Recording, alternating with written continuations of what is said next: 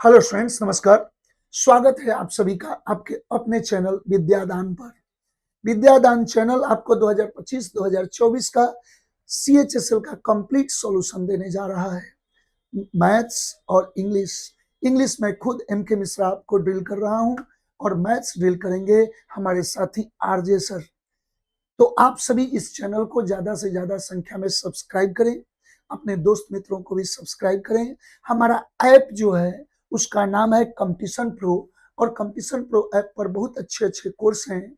English के भी हैं, मैथ्स के भी हैं, रीजनिंग के भी हैं, GK GS के भी हैं, कंप्यूटर के भी हैं। कंप्लीट स्टूडियो रिकॉर्डेड कोर्स उपलब्ध है, अतः आप सभी इसको अवेल करें। चलिए मिलते हैं सॉल्यूशन में। सेशन को शेयर कीजिएगा, लाइक कीजिएगा, कमेंट्स कीजिएगा, अपना यदि कोई सुझाव हो तो जरूर दीजिएगा। चलिए शुरुआत करता हूं। देखिए पहला क्वेश्चन कह रहा है, ये पहले देख लीजिए कि 15 नवंबर 2025 का क्वेश्चन है। ये जो क्वेश्चन आप देख रहे हैं ये 15 नवंबर 2025 का है, थर्ड शिफ्ट का क्वेश्चन है। Choose the correctly spelled word. Correctly spelled word चुनना है। देखिए जो वर्ड है उसका नाम है प्रिविलेज। प्रिविलेज का अर्थ होता है विशेषाधिकार, स्पेशल राइट कहें या प्रायोरिटी बेस्ड कहें, तो किसी को यदि विशेषाधिकार दिया जाए तो उसे प्रिविलेज दिया जाता है। इसका स्पेलिंग होता PRIVILEGE। अब बताया जाए कि यहाँ प्रिविलेज का स्पेलिंग सही क्या होगा, तो देखिए ये स्पेलिंग बिल्कुल सही है। यहाँ प्रिविलेज कर दिया जो नहीं होना चाहिए, यहाँ P में RE कर दिया जो गलत है, बहुत सारा इसमें गलती है। यहाँ प्रिविलेज में D ऐड कर दिया, नहीं होगा। आंसर कौन सा होना चाहिए? ए। नेक्स्ट बात करता हूं। देखिए ये क्वेश्चन आपको यहाँ पारा जंबल का आ गया। पारा जंबल का बनावट में जरा सा देखा जाए, जरा सा दिमाग लगाइए तो सी स्टडीड, सी प्रोनाउन यूज हुआ है। किसके लिए यूज हुआ है? पहले किसी नाउन का इंट्रोडक्शन होगा तब सी का प्रयोग होगा प्रोनाउन, यानी ये ऑप्शन स्टार्टर नहीं हो सकता, तो पी से स्टार्टर नहीं होगा। एक ऑप्शन खत्म। आफ्टरवर्ड्स, इसके बाद। ऑलरेडी ये क्लियर कर दिया कि इसके बाद मतलब एक घटना घटेगी, उसके बाद अब फिर सी लगा दिया, यानी क्यू से भी स्टार्टर नहीं होगा, तो क्यू वाला भी ऑप्शन खत्म हो गया। Rich in history and stories, इतिहास में कहानियों में अच्छा होने की वजह से। The book had been passed down through generations, यहाँ कर है कि इतिहास इसका अच्छा रहा, कहानी अच्छी रही, इसके वजह से ये किताब जो है जनरेशन से जनरेशन तक जाता रहा। तो आप देख रहे हैं कि यहाँ ये स्टैंड एलोन सेंटेंस है, यह इंडिपेंडेंट पार्ट है, यह स्टार्टर हो सकता है। Before beginning the restoration process, see prepared all the necessary tools and materials. देखिए सब में सी यूज हुआ है, लेकिन एक यही जो है वो नाउन से इंट्रोडक्शन आ रहा है, तो ऐसी स्थिति में स्टार्टर हमारा आर से हुआ। आंसर तो निकल गया है। अब कह रहा है क्या कि rich in history and stories, कह रहा है क्या कि हिस्ट्री में स्टोरीज में बढ़िया करने की वजह से यह किताब जनरेशन का जनरेशन आगे बढ़ा। शुरुआत से पहले पहले थ्रू जनरेशन से यूज किया, इसके बाद एडवर्बियल्स, तो ये बिफोर आएगा, बिफोर के बाद ही आगे फिर चर्चा करेंगे, तो आर के बाद एस। आंसर कौन बनेगा? डी। ऐसे सिंपल इतना ही पर आंसर निकल गया कि हमको स्टार्टर आर से मिल रहा है, तो एक ही ऑप्शन है। Identify the part of the sentence that contains a grammatical error, उस पार्ट को चुनना है जो ग्रामेटिकल एरर को दर्शाता हो। The reason for the delay is because he did not prepare for the presentation, delay होने का वजह यह था कि वह प्रेजेंटेशन के लिए तैयारी नहीं किया। थोड़ा सा एक बात विचारो, the reason for the delay, reason के साथ बिकॉज का प्रयोग नहीं होता। याद रखा जाए रीजन के साथ जब भी आप कुछ यूज कीजिएगा तो रीजन को एक्सप्लेन करना हो तुरंत बाद तो वाई आता है, लेकिन आगे यदि उसको एक्सप्लेनेशन आगे क्लोज बनाकर देना है नेक्स्ट, तो रीजन के बाद दैट का प्रयोग होता है। तुरंत बाद रीजन के वाई आता है, लेकिन रीजन के आगे कुछ हम यदि नेक्स्ट क्लोज जोड़ें तो वहां पर हमको दैट ऐड करना पड़ेगा। तो the reason for the delay is, इसके बाद बिकॉज नहीं, यहां तुरंत बाद लगाना होता तो वाई सोचते, यहां पर दैट होना चाहिए। ऑप्शन नंबर कौन बनेगा? बी होना चाहिए, यानी बिकॉज वाला पार्ट यहां बी। नेक्स्ट देखा जाए, rearrange the following sentence parts to form, फिर आपका पी क्यू आर एस यानी पारा जंबल आ गया। थोड़ा सा देखा जाए, the old man with gentle eyes and time वोन हैंड्स स्माइल्ड वार्मली, वह बूढ़ा आदमी, हाँ, जिसकी आंखें बहुत अच्छी थी, मतलब ये कहिए कि सौम्य उसका दृष्टि था, एंड टाइम वोन हैंड्स, और हाथ में उसका उम्र के वजह से जो झुर्रियां पड़ गई थी, स्माइल्ड वार्मली, वो मुस्कान बिखेरा, वो हंसा। तो ये ओल्ड मैन की बात है, यहां भी ही है, यहां भी ही है। आप देख रहे हैं, इसका मतलब कि क्यू और आर स्टार्टर नहीं होगा, ये द ओल्ड मैन के लिए ही का प्रयोग हुआ, तो क्यू वाला ऑप्शन हटा देते हैं, क्यू का ऑप्शन यहां भी हटा देते हैं। अब ऑप्शन पी और एस का है। यहां कह रहा है कि each creation carried a story, a memory and a fragment of his soul, फिर हिज लगा दिया किसका? तो इस ओल्ड मैन का। तो ऐसी स्थिति में एस से भी स्टार्टर नहीं हुआ, तो एकमात्र आंसर कौन निकल गया? पी। इसका मतलब कि यह सजा सजाया है, पी क्यू आर एस। अब थोड़ा पढ़कर इसको जज कर लेते हैं। देखिएगा, the old man with gentle eyes and time वोन हैंड हैंड्स स्माइल्ड अवे, वो बूढ़ा आदमी जिसकी आंख सौम्य थी और उसके चेहरे पर, हाथों पर झुर्रियां पड़ गई थी, वो मुस्कुराया। He had spent his entire life as a woodcutter, वो पूरा अपना जीवन बिता चुका था लकड़हारे के रूप में, यानी वो लकड़हारा था। And his shop stood like a museum filled with delicate creation, और उसका जो दुकान था वो बहुत बड़ा म्यूजियम की तरह हो गया, मतलब कि वो अजूबा अजूबा चीज, बढ़िया बढ़िया चीज बनाया था, वो बहुत सुंदर सुंदर वो चीजें लकड़ी का बनाया था। He cradled a small bird. He was carving, his thumb moving smoothly over the polished wood. Correct, he cradled A small bird, वो छोटी सी एक चिड़िया को पाला हुआ था, पलने में रखा हुआ था। ही वॉज कार्विंग, और उस पालने को वो नक्काशी दे रहा था। हिज थंब मूविंग स्मूथली, उसके हाथ जो थे वो आराम आराम से वहां लकड़ी को पॉलिश करने में लगे थे।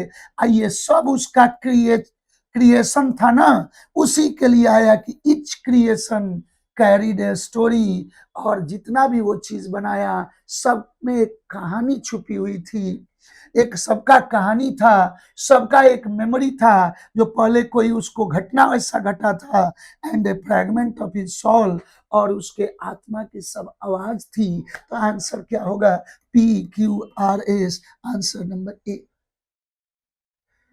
Select the most appropriate synonym of the word reserved. ध्यान दिया जाए, रिजर्व्ड जो है इसका अर्थ होता है यानी कम बोलने वाला, मित, ये इसको कहिए कम बोलने वाला, मतलब तो वह व्यक्ति जो ज्यादा बकबक न करता हो, रिजर्व्ड हो, संकुचित हो, बुझा बुझा रहता हो, तो ये सेंस क्या हो गया? कम बोलने वाला, कम बोलने वाला, एक तरह से गंभीर रहने वाला। अब जरा सा ध्यान दिया जाए, कॉन्फिडेंट का अर्थ क्या हो गया? तो ये निश्चिंत के सेंस में यूज होता है। बोल्ड का अर्थ क्या है? तो ये साहसी होता है। इसके बाद रेटिसेंट भी होता है, अल्पभाषी, ये भी हो गया कम बोलने वाला, कम बोलने वाला। आगे बात आ रहा है असर्टिव। असर्टिव होता है समर्थक, किसी चीज पर अपना समर्थन देने वाला। तो असर्टिव हो गया समर्थक कहिए, स्वीकारात्मक कहिए। अब बोला जाए आंसर किसको बनाए, तो रिजर्व्ड का सिनोनिम्स में रेटिसेंट होना चाहिए, ऑप्शन नंबर सी। सभी लोग सेशन को शेयर कीजिएगा अपने दोस्त मित्रों को, अपने जितने भी ग्रुप होंगे उसमें शेयर कीजिए, और साथ साथ इस चैनल को सब्सक्राइब कीजिए, दोस्तों से भी सब्सक्राइब कराइए, और हमारा ऐप कंपटीशन प्रो को डाउनलोड कीजिए। कह रहा है कि which of the following sentences uses the word bat with the same meaning as in the following sentence. देखिए बैट का प्रयोग यहाँ देखना है कि इस स्ट्रक्चर के अनुसार कौन यूज हुआ। तो पहले बैट वर्ड को देखिए, बैट नाउन है, नाउन के रूप में क्या हुआ, तो बैट का अर्थ होता है पहला चमगादड़, दूसरा बैट का अर्थ क्या हुआ, तो बल्ला नाउन के रूप में। बैट वर्ब होगा तो अर्थ हो जाएगा बल्लेबाजी करना, बल्लेबाजी करना, ध्यान दिया जाए। बैट मतलब प्रहार करना भी हो सकता है। अब ऑप्शन को देखा जाए, यहां पर कह रहा है कि she bought a light weight ball bat for practice, वह प्रैक्टिस के लिए एक हल्का बैट खरीदी। तो ईमानदारी से बताइए, यहाँ तो बैट जो वर्ड है यह बल्ला के रूप में है, नाउन के रूप में। अब ऑप्शन देखा जाए कि बल्ला के रूप में इस ऑप्शन में कौन सा यूज हुआ है, तो a bat flew out of the cave at dusk, एक चमगादड़ उड़ान भरा। तो क्या चमगादड़ के रूप में यूज हुआ है, तो नहीं, ये ऑप्शन नहीं हुआ।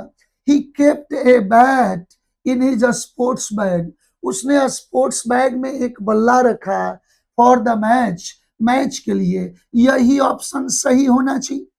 The bat slept upside down, चमगादड़ जो है थे वो सो गए ऊपर से नीचे लटकते हुए। इन द ओल्ड वार्ड, ये पुराने खलिहान में, तो ये ऑप्शन नहीं होगा क्योंकि यहाँ भी चमगादड़ का सेंस है। Many bats use echolocation to find insects, यहाँ भी चमगादड़ है, तो आंसर नंबर कौन बना, B. Select the most appropriate antonym of the word, सही एंटोनिम चुनना है। जरा सा सोचिए सही एंटोनिम क्या होगा। इलोक्वेंट का अर्थ क्या होता है, तो वाकपटु, वाकपटु, अच्छा बोलने वाला, अच्छा भाषण देने वाला, अच्छा भाषण देने वाला, अच्छा बोलने वाला। देखा जाए हार्मलेस का अर्थ क्या होता है, तो जिसका कोई नुकसान न हो, इसका मतलब है कि नुकसान न करने वाला, नुकसान न करने वाला। हार्मफुल हो गया नुकसानदेह, जिससे कोई परेशानी हो, हार्मलेस हो गया जिसका कोई नुकसान न हो। बिनाइन का भी अर्थ वही होता है जो खतरनाक न हो, इसका मतलब कि सौम्य सामान्य, उसको हम बोलते हैं बिनाइन, सौम्य सामान्य। ये जो चीज डेंजरस ना हो वह होता है, दोनों तो सेम सेंस आ रहा है। इनआर्टिकुलेट, आर्टिकुलेट का अर्थ होता है व्याख्या करना, इनआर्टिकुलेट का अर्थ होता है अवर्णित, जिसका वर्णन न हो सके, तो ये क्या हो गया, अवर्णित हो गया। इसके बाद सेफ का मतलब क्या है, तो ये सुरक्षित हो गया। अब ऑप्शन देखिए, इलोक्वेंट का अर्थ हो गया भाषण देने वाला, अच्छा भाषण। इन आर्टिकुलेट का अर्थ होता है अवर्णीय, अवर्णित या कम बोलने वाला, ये भी सेंस है, कम बोलने वाला। अब बोला जाए आंसर क्या होगा, ये अव्यक्त के सेंस में यूज होता, तो एक है व्यक्त करने वाला, अपना भावना को उद्गार प्रकट करने वाला, अच्छा भाषण देने वाला, और एक है इनआर्टिकुलेट। आर्टिकुलेट तो वर्णन करना, व्याख्या करना, उसका उल्टा हो गया इनआर्टिकुलेट। तो ऑप्शन हमारा कौन बना, c. Change the following sentence into active voice, यहाँ पैसिव में ऑप्शन दिया है, ध्यान दिया जाए, confidential file can not be open, कह रहा है कि जो गोपनीय फाइल है उसको खोला नहीं जा सकता। पैसिव है, विदाउट द करेक्ट पासवर्ड, बिना पासवर्ड का नहीं खोला जा सकता। एक बात बताइए, पैसिव तो है लेकिन एजेंट छुपा दिया है, यानी बिना पासवर्ड का इस फाइल को नहीं खोला जा सकता। इसका मतलब है कि खोलने वाला कौन है ये क्लियर नहीं है। तो जब एजेंट छुपा रहे तो हम एजेंट को अपने तरफ से ऐड करेंगे। तो देखिए ऑप्शन समवन यूज हो सकता, समबडी यूज हो सकता, वी हो सकता, दे हो सकता। तो क्या क्या यूज कर रहा है, यहाँ दे यूज कर रहा है, they can not open the confidential file without the correct password, ये बिल्कुल सही है। फिर भी देखते हैं, the confidential file can not be open, ये तो पैसिव टू पैसिव ही छोड़ दिया, तो ये ऑप्शन नहीं होगा। Without the correct password the confidential file was not open, जब यहाँ कैन है तो वाज कैसे होगा, तब यहाँ पैसिव बना दिया जबकि एक्टिव में बनाना है। तो correct password can not open, password थोड़े खोलेगा, कोई व्यक्ति के द्वारा खोला जाएगा। तो ऑप्शन क्या होना चाहिए, ए। आगे देखिएगा, identify the part of the sentence that contains A grammatical error, उस पार्ट को देखिए जो एरर को दर्शा रहा है, किस पार्ट में एरर है। देखिए, कंपनीज एनुअल सर्वे, कंपनी का एनुअल सर्वे, और एनुअल सर्वे के लिए क्या यूज हुआ, तो विच, ये प्रयोग सही है। रिलेटिव प्रोनाउन विच किसके लिए आता है, थिंग के लिए आता है, स्टेटमेंट के लिए आता है, एनिमल्स के लिए आता है। तो सर्वे के लिए विच सही है। Which was circulated last week, जो पिछले सप्ताह सर्कुलेट हुआ। प्रोवाइडेड, कंपनीज का एनुअल सर्वे प्रोवाइड किया। द डेटा, डेटा प्लूरल है। दैट सपोर्ट सही है, डेटा जब प्लूरल हुआ। दैट रिलेटिव प्रोनाउन है, और रिलेटिव प्रोनाउन का वर्ब उसके एंटीसीडेंट के आधार पर चलता है। तो डेटा प्लूरल है, डेटा के लिए ही दैट, और डेटा के लिए ही सपोर्ट, और इनिशियल हाइपोथेसिस। तो देखिए बाकी सब सही है, एक यही गलती है। एक गलती यहां मिल रहा है कि कंपनी का एनुअल सर्वे, तो कंपनी में अपोस्ट्रोफ एस होना चाहिए, यहाँ एस जोड़ दिया जो गलत है। अपोस्ट्रोफ एस जुड़ना चाहिए। आंसर नंबर कौन बना, तो ये आपका option A. Which of the following sentences uses the word board with a different meaning from the others, यहां 4 सेंटेंस में बोर्ड यूज किया गया है, जिसमें 3 एक जैसे बोर्ड के अर्थ में प्रयुक्त हुआ है, और एक अलग प्रयुक्त हुआ है, उस अलग वाले को ढूंढना है। तो देखिए बोर्ड का पहले प्रयोग देख लीजिए। बोर्ड का पहला अर्थ, बोर्ड का मतलब पहला तख्ता, नाउन के रूप में। बोर्ड का दूसरा अर्थ संस्था, जानते होंगे ये भी नाउन है। बोर्ड का तीसरा अर्थ क्या होता है, तो बोर्ड का तीसरा अर्थ होता है वर्ब के रूप में सवार होना, किसी वाहन पर सवारी करना, आप बोर्डिंग करते हैं। इसीलिए आप फ्लाइट आदि आदि में बोर्डिंग पास देखते होंगे, तो सवार होने के लिए बोर्ड का प्रयोग किया जाता है। अब ऑप्शन जरा सा देखा जाए, द बोर्ड ऑफ ट्रस्टी, ट्रस्टियों का समूह या संस्था जो कहिए, हेल्ड एन इमरजेंसी मीटिंग, वो एक इमरजेंसी मीटिंग आयोजित किए। यहाँ बोर्ड किस रूप में है, संस्था के रूप में है। Passengers were asked to board the train immediately, passengers को कहा गया है कि जितना जल्दी हो सके ट्रेन पर चढ़ जाएं, सवारी कर लें, तो सवार हो जाएं। तो यहाँ बोर्ड वर्ब वाला है। The school board approved the new policy, school का जो बोर्ड है वो नई पॉलिसी को अप्रूव किया है, तो यहाँ भी संस्था के रूप में है। द बोर्ड ऑफ गवर्नर्स, ये भी संस्था है। ये तीनों संस्था का बात कर रहा, यहां पर बोर्ड वर्ब के रूप में है, सवार होना, यही आंसर होना चाहिए। Fill in the blank with the most appropriate phrasal verb. ध्यान दीजिए, फ्रेजल वर्ब से यहां हमको फिलर बनाना है। कैरी आउट का अर्थ होता है कोई कार्य का संपादन करना, पूरा करना, पूरा करना। अच्छा, कोई चीज कैरी आउट जारी रखना भी होता है, carry on, carry out. Go through का अर्थ क्या है? तो जांचना, परखना, ध्यान से पढ़ना, ध्यान से पढ़ना, गो थ्रू, या किसी परिस्थिति से गुजरना भी गो थ्रू होता है, से गुजरना। आगे, टर्न डाउन का अर्थ होता है एक तो गिराना और दूसरा क्या होता है? छोड़ना, खारिज कर देना, किसी का मुद्दा आदि आदि को खारिज करना टर्न डाउन होता है। और रन इनटू का दो सेंस है, एक तो परिस्थिति में होना, तो ये हो गया परिस्थिति में, परिस्थिति में। दूसरा रन इनटू का अर्थ होता है टकराना, my car ran into a truck, इसका मतलब है कि मेरी कार टकरा गई ट्रक से। तो याद रखा जाए। अब ऑप्शन को देखिएगा, the committee will all the documents carefully, committee जितने भी डॉक्यूमेंट्स है उसको सावधानी से क्या करेगी? Before making A final decision, अंतिम डिसीजन लेने से पहले कमिटी सारे के सारे डॉक्यूमेंट को जांचेगी, परखेगी। तो गो थ्रू होना चाहिए। आंसर नंबर कौन बना? B. Choose the correct one word substitute.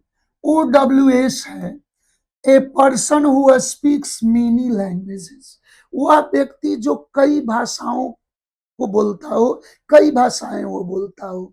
ध्यान दिया जाए, लिंग्विस्ट होता है भाषाविद, a person who has a depth in a language, that is linguist.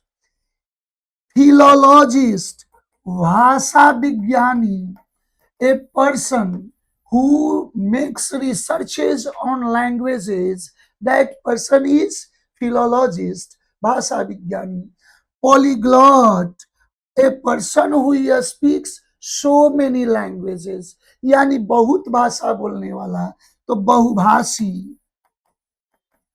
आगे, ट्रांसलेटर का अर्थ तो अनुवादक हो गया। अब बोलिएगा आंसर किसको बनाए? तो आंसर हमारा पॉलीग्लॉट होना चाहिए, ऑप्शन नंबर सी।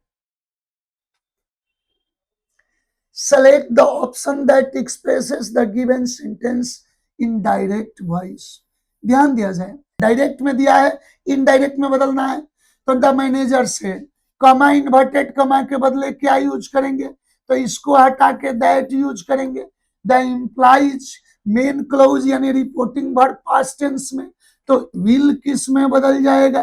वुड में। वुड बी अराइविंग शॉर्टली, क्योंकि नरेशन चाहे डायरेक्ट से इनडायरेक्ट बनाइए या इनडायरेक्ट से डायरेक्ट बनाइए, केवल 4 चीज पर ध्यान दीजिए। प्रोनाउन चेंज, वर्ब या टेंस चेंज, एडवर्ब चेंज और यूज ऑफ कंजंक्शन। अगर 4 का अप्रोप्रिएट यूज हुआ है तो याद रखिएगा आपका नरेशन परफेक्ट हो जाएगा। सुनिएगा, the manager said that the employee would be arriving shortly, बिल्कुल सही है। यहां दैट है, विल वुड में बना है। यहां देखिए विल छोड़ दिया जो गलत है। यहां would be will be arriving के जगह वुड अराइव कर दिया, ये भी गलत है। इसके बाद हैड बीन का तो कोई सवाल नहीं, तो आंसर नंबर कौन बनेगा? A. Select the most the option that expresses the given sentence in direct voice. यहां इनडायरेक्ट दिया है, इसको बदलना है किसमें? डायरेक्ट में।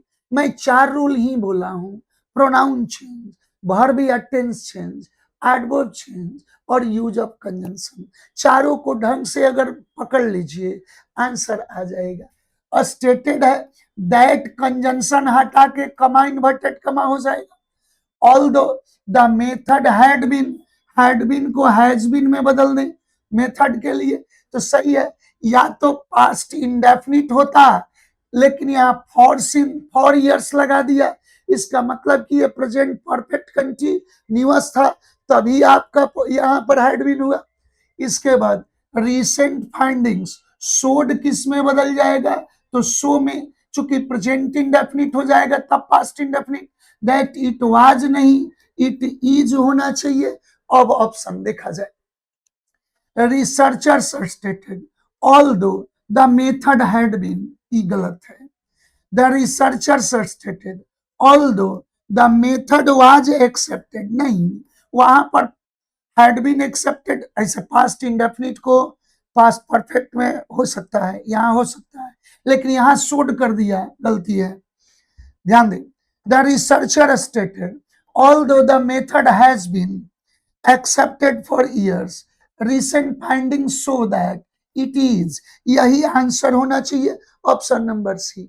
यहां भी देखिए, यहां इन्वर्टेड कमा ही छोड़ दिया, जो कि दैट कनेक्टर आना चाहिए, तो आंसर कौन सा होगा, सी। सभी लोग सेशन को शेयर करते जाइएगा, ध्यान दें। अब की बार हमको क्या लिखना है तो सिनोनिम्स लिखना है। अबैंडन का अर्थ होता है त्यागना, हाँ, छोड़ देना, छोड़ना। अबैंडन मतलब त्यागना, छोड़ना। अबैंडन, एडजर्न, रिजेक्ट, ध्यान दिया जाए, ये सब त्यागना छोड़ना के सेंस में होता है। अब ऑप्शन जरा सा देखा जाए, और से बहुत सारे वर्ड है। रिसिस्ट का मतलब क्या है तो विरोध करना, विरोध करना, रोकना। अच्छा, डेजर्ट का मतलब भी छोड़ना, त्यागना। ऐसे डेजर्ट का अर्थ रेगिस्तान भी होता है, जैसा कि आप जानते होंगे। कन्फ्रंट मतलब सामना करना, फेस करना। अच्छा, आगे अपोज मतलब भी क्या है तो विरोध करना। अब ऑप्शन देखा जाए, ऑप्शन क्या होगा तो अबैंडन का सिनोनिम डिजर्ट होना चाहिए। नेक्स्ट, अब की बार क्या लिखना है तो एंटोनिम लिखना है। एंटोनिम किसका लिखना है तो फ्रूगल का। फ्रूगल का अर्थ होता है कंजूस, मितव्ययी। A person who spends little, a person who is close fisted, that person is frugal। वह व्यक्ति जो कम खर्च करता हो, सोच समझ कर खर्च करता हो, जो कंजूस हो।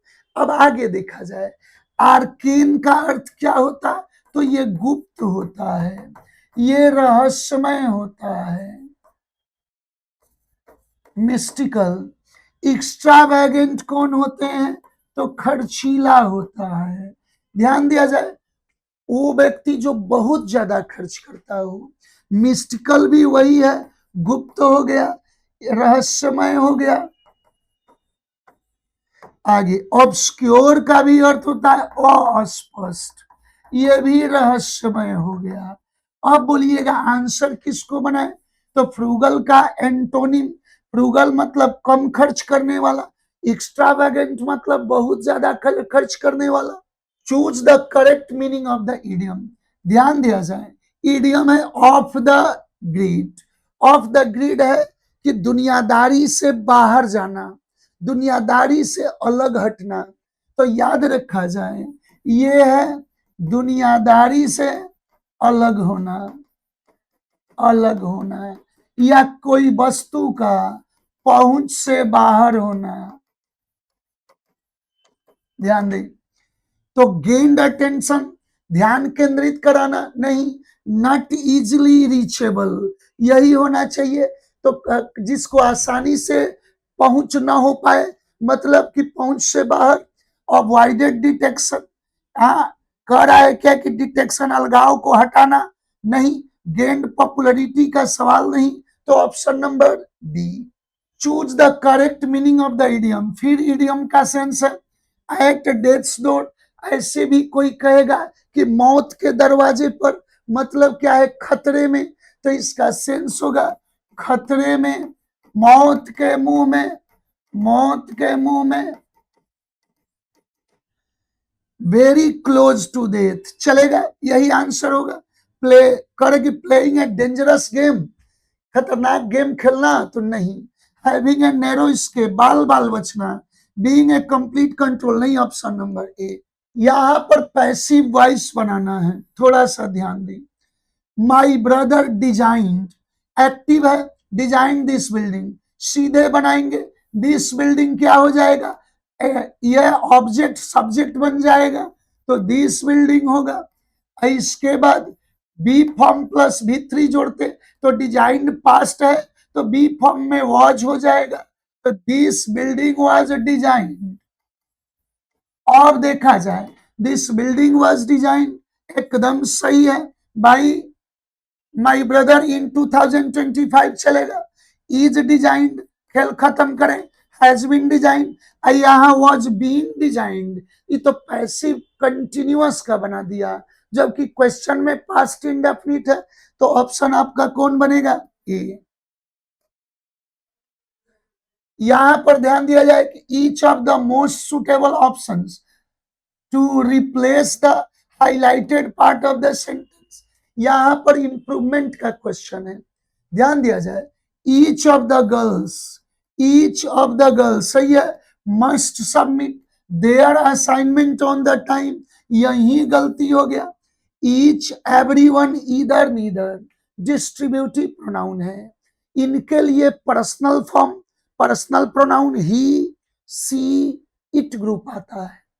अकेला ईच एवरीवन ईदर नीदर रहे तो ही सी इट ग्रुप, अगर ईच ऑफ अस रह जाए, each of us, everyone of us, either of us, neither of us, तब वी ग्रुप होता है, यानी आवर हो जाता है। यदि ईच एवरीवन ईदर नीदर में ऑफ यू रहता तो यू का योर हो जाता, लेकिन थर्ड पर्सन चाहे देम रहे, चाहे बॉयज रहे, गर्ल्स रहे, पेन्स रहे, तो यहाँ पर फिर ही सी इट ग्रुप लागू होता है। तो यहाँ रूल यही है, तो each of the girls must submit, their नहीं बल्कि हर असाइनमेंट होना चाहिए गर्ल्स के लिए, सिंगुलर फॉर्म। तो यहाँ देखिए, यहाँ देयर THER कर दिया, गलत है।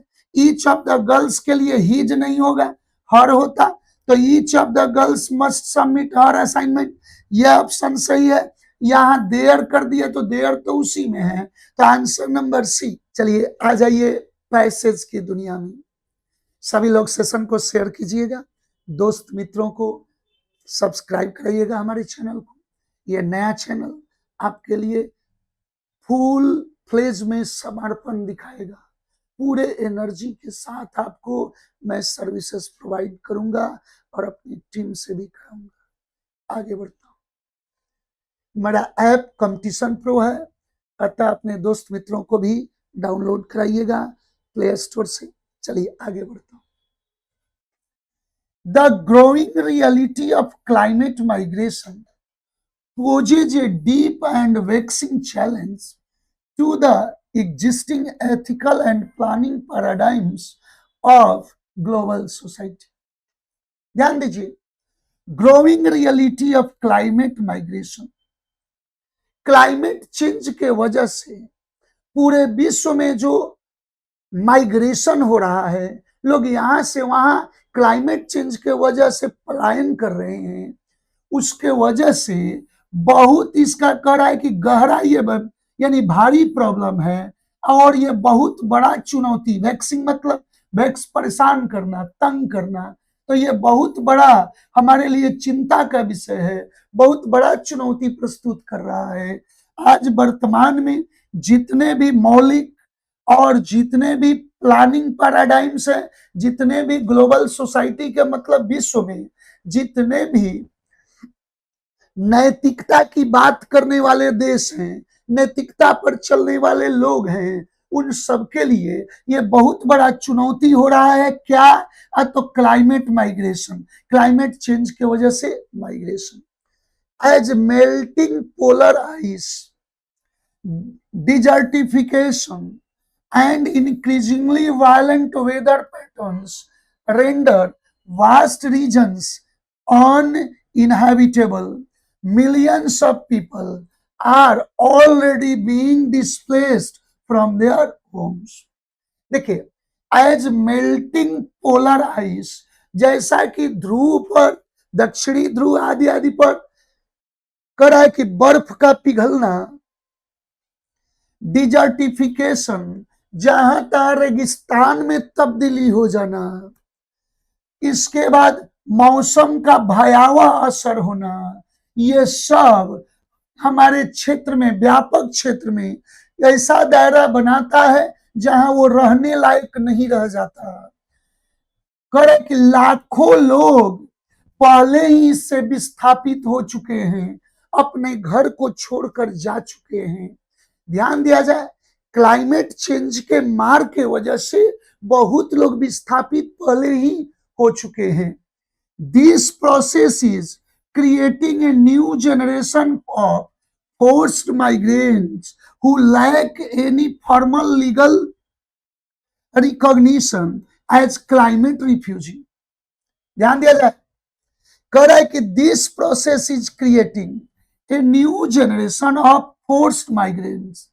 कह रहा है क्या कि यह प्रोसेस जो है, जो पर्यावरण का मार है, जो मौसम आदि आदि का मार है, इसके वजह से एक नया जेनरेशन ऐसा पैदा हो गया जो विवश होकर माइग्रेंट हो गए, वो माइग्रेशन कर गए, पलायन कर दिए गए। अब उनका कोई पहचान नहीं है, उनको ये भी नहीं लोग जानते हैं कि रिफ्यूजी ये क्लाइमेट चेंज के वजह से ये विस्थापित है। ये जहां तहां शरण क्लाइमेट चेंज के लिए के वजह से लिए हैं, उनका ऐसा कोई आइडेंटिटी भी नहीं है। आप लोग देखते होंगे कि युद्ध आदि आदि के विस्थापित, या कहीं देश से कोई अनहोनी होती है वहां से भाग के जाते, वो विस्थापित, वे लोग शरणार्थी माने जाते हैं। लेकिन क्लाइमेट चेंज के वजह से विस्थापित लोगों को शरणार्थी के भी दायरे में नहीं रखा जाता। यही बात कर रहा है। The central question is no longer whether such displacement will happen, but rather how countries should act together and fairly in response। कह है कि इसमें मुख्य मुद्दा ये है, सेंट्रल क्वेश्चन ये है कि क्या आगे इस तरह का डिस्प्लेसमेंट नहीं होगा, या आगे भी इसका डिस्प्लेसमेंट होगा, इस बात का जिम्मेदारी कौन तय करेगा। इस तरह का डिस्प्लेसमेंट, इस तरह का पलायन आगे नहीं होगा, नो लॉन्गर मतलब भविष्य में। आगे ध्यान दीजिएगा, but rather how countries should act together, बल्कि इसमें यह विचार करना चाहिए, सभी देशों को एक साथ मिलकर विचार करना चाहिए और ईमानदारी से अपनी जिम्मेदारी तय करनी चाहिए। Addressing this crisis demands A multifaceted strategy. ये क्राइसिस को, इस स्थिति को विचारने के लिए बहुपक्षीय, बहुआयामी स्ट्रेटजी, रणनीति बनाने की जरूरत है। कह रहा है कि फर्स्ट, सबसे पहले तो there is a need for new international humanitarian and legal protocols that firmly recognize and protect climate migrants, moving beyond the current narrow definition of refugees। सबसे पहले कह रहा है कि जरूरत है एक नया अंतरराष्ट्रीय ह्यूमैनिटेरियन ग्राउंड तय करने का, मानवता की परिभाषा फिर से यानी नया लिखने की जरूरत है, उसका नया कानून बनाने की जरूरत है, जिसके तहत इन माइग्रेंट्स को भी रिकॉग्नाइज किया जाए, इनको भी रिफ्यूजीज के रूप में माना जाए और इनको भी प्रोटेक्ट किया जाए। साथ साथ moving beyond the current narrow definition of refugees, अभी शरणार्थी का जो परिभाषा है वो संकुचित है, उस परिभाषा को बदलकर व्यापक करने की जरूरत है और इन माइग्रेंट्स को भी उसके दायरे में लाने की जरूरत है। आगे सेकंड, दूसरा क्या बात कर रहा है कि effective action requires proactive rather than reactive policy, including the creation of legal and safe resettlement channels, robust humanitarian assistance for displaced population, and substantial investment in climate resilience for vulnerable communities so that displacement can be prevented whether possible। ध्यान दिया जाए, सुनिएगा कि पहला कह रहा है कि एक परिभाषा, एक नियम, एक सिद्धांत रिफ्यूजी की परिभाषा बदलने की जरूरत है। दूसरा कह रहा है कि इफेक्टिव एक्शन रिक्वायर्स, प्रभावी कदम उठाने की जरूरत है, वैसा प्रभावी कदम जो प्रोएक्टिव हो, तुरंत वो कदम लागू हो। मतलब ऐसे रिफ्यूजीज पर या क्लाइमेट चेंज को रोकने के लिए जो कदम है वो तुरंत उठाने की जरूरत है, proactive rather than reactive policy। ऐसा नहीं कि एक दूसरे पर केवल हम आरोप प्रत्यारोप रिएक्शन दें, नहीं, बल्कि सबको मिलकर सही कदम उठाने की जरूरत है, जिसके दायरे में including the creation of legal and safe resettlement channels, जिसके दायरे में कानूनी रूप से सही कानून बने और ऐसे लोगों को यानी रीसेटलमेंट, सेफ और सुरक्षित इनको पनाह मिले, रोबस्ट ह्यूमैनिटेरियन असिस्टेंस, और जो भी कुछ भौतिक संसाधन है, जो मदद संभव है मानवता के ग्राउंड पर, ह्यूमैनिटेरियन ग्राउंड पर, इन लोगों को मुहैया कराया जाए डिस्प्लेस्ड पॉपुलेशन के लिए, and substantial investment in climate resilience, और क्लाइमेट चेंज को रोकने के लिए पर्याप्त इन्वेस्टमेंट किया जाए, यानी सभी देश मिलकर इन्वेस्टमेंट करें कि कैसे क्लाइमेट चेंज को रोका जाए। फॉर वल्नरेबल कम्युनिटीज, कह रहा है क्या कि जो इससे आसानी से पीड़ित हैं उन लोगों का ध्यान में रखते हुए इसको क्लाइमेट चेंज को रोकने के लिए सही इन्वेस्टमेंट की जरूरत है, सो दैट ताकि displacement can be prevented wherever possible, जहां भी संभव हो डिस्प्लेसमेंट को रोका जाए, इसलिए इन्वेस्टमेंट की भी जरूरत है, ह्यूमैनिटेरियन ग्राउंड पर मदद देने की जरूरत है, डिस्प्लेस्ड पॉपुलेशन को उसको कानूनी दायरे में उसके लिए सब कुछ मदद मुहैया कराने की जरूरत है। This issue also brings into sharp focus the difficult question of burden sharing, और इस मुद्दे पर यह भी देखने की जरूरत है कि बर्डन शेयरिंग हो, जिम्मेदारियां सभी देश इस पर शेयर करें, सभी लोग जिम्मेदारियों का पालन करें। From the perspective of climate justice, the primary responsibility lies with the industrialised world. कह कि from the perspective of climate justice, इसमें पर्यावरण से न्याय के मुद्दे पर जो पहली जिम्मेदारी बनती है वो औद्योगिक जो दुनिया है, उद्योग क्षेत्र की बनती है। करेक्ट, इंडस्ट्रियलाइज्ड वर्ल्ड, वैसे देश जो औद्योगिक रूप से संपन्न है उद्योगों से, उन लोगों को जो विकसित हो चुके हैं, सबसे पहले उनकी जिम्मेदारी बनती है इस पर आगे बढ़ने की। These nations have historically been the largest per capita producers of greenhouse gases। ये जो देश हैं जो विकसित हुए हैं उद्योग धंधे के माध्यम से, ये लोग सबसे ज्यादा कार्बन उत्सर्जन तो यही किए हैं, ग्रीन हाउस का उत्सर्जन यही किए हैं, और उसी को ग्रीन हाउसेस गैस को उत्सर्जन के बाद ये लोग विकसित हुए हैं, मतलब उद्योग धंधा बन पाए हैं, directly contributing to the magnitude of the climate crisis, और सीधे सीधे इन लोगों का योगदान ज्यादा है क्लाइमेट चेंज में।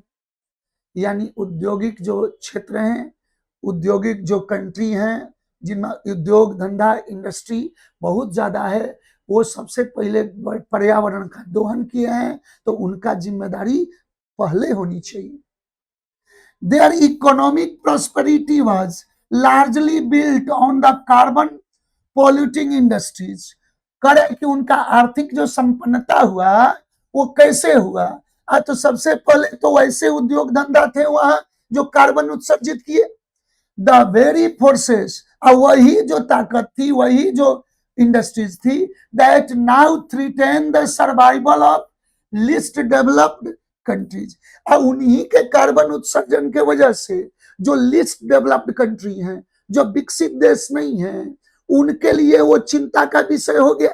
पर्यावरण का जो दुर्दशा हुई उसके वजह से। That have contributed minimally to the problem, जो कि इस प्रॉब्लम पर, क्लाइमेट चेंज के प्रॉब्लम में उनका कोई योगदान ही नहीं है, और यानी कम से कम योगदान है, आज सबसे ज्यादा पीड़ित वो हो जा रही है। ध्यान दीजिएगा।